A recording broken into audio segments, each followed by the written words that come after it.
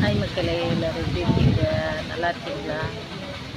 ஜிஹெச்சுக்கு வந்திருக்கோம். இப்போ பாப்பாவுக்கு பிளட் டெஸ்ட் எடுத்துக்கணும், ரிப்போர்ட்டு வாங்குறதுக்காக வந்தோம்.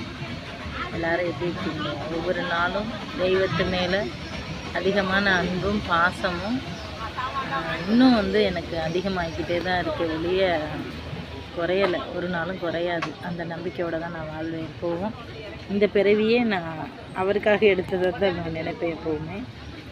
எதுக்கு இதை நான் சொல்ல வரேன் அப்படின்னா, நான் வீட்டிலே சாமி கும்பிட்டு தான் வந்தேன். ஏன்னா ரிப்போர்ட்டில் பாப்பா வளர்கிற பொண்ணு இல்லையா, எந்த பிரச்சனையும் இருக்கக்கூடாது அப்படின்னு நான் கடவுளை கும்பிட்டுட்டு தான் வந்தேன். இங்கேயும் வந்து பார்த்தம்போது நல்ல காய்கறி எடுத்துக்க சொல்லுங்கள், நல்லா தண்ணி குடிக்க சொல்லுங்கள் அப்படின்னு சொல்லியிருந்தாங்க. எங்கே நம்ம சொன்னால் பொல்லவில்லையே கேட்குது, ஃபோன் நோண்டுறது தான் சரியாக இருக்குது. பார்க்குறீங்களா அது என்ன பண்ணிக்கிட்டு இருக்குன்னு?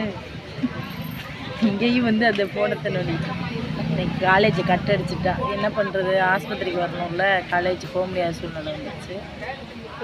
எல்லாமே தெய்வத்துடன் அருள்னு தான் நான் சொல்லுவேன். ஏன் அப்படி சொல்கிறேன் அப்படின்னா, நான் வீட்டில் என்ன எண்ணங்களோட தெய்வத்தை வணங்கி வந்தனோ அதுதான் எனக்கு நடந்திருக்கு. எப்போவும் தெய்வத்தை உண்மையாக நம்புகிறவங்களுக்கு எந்த குறையும் இருக்காது. கஷ்டங்கள் வர வர அதிலிருந்து நம்ம நம்பிக்கையோடு வாழ்வோம் அப்படின்ற ஒரு, எவ்வளோ கஷ்டம் வந்தாலும் சமாளிக்கக்கூடிய திறமை எனக்கு கூட முருகா அப்படின்னு தான் நினைப்பேன். ஓகே மக்களே, பாய். பஸ் வந்துடும், நான் இனிமேல் தான் கிளம்பணும். பஸ் ஸ்டாண்டில் தான் உட்காந்துருக்கோம், ஹாஸ்பிட்டலுக்கு வெளியில் சிவகங்கை ஜிஹெச்.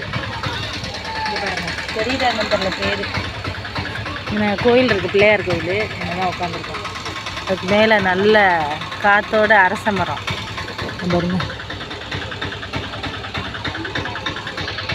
சரிங்களா? அரச மரத்துக்கு கீழே தான் உட்காந்துருக்கோம். Okay bye. கண்டிப்பாக லைக் பண்ணுங்கள்.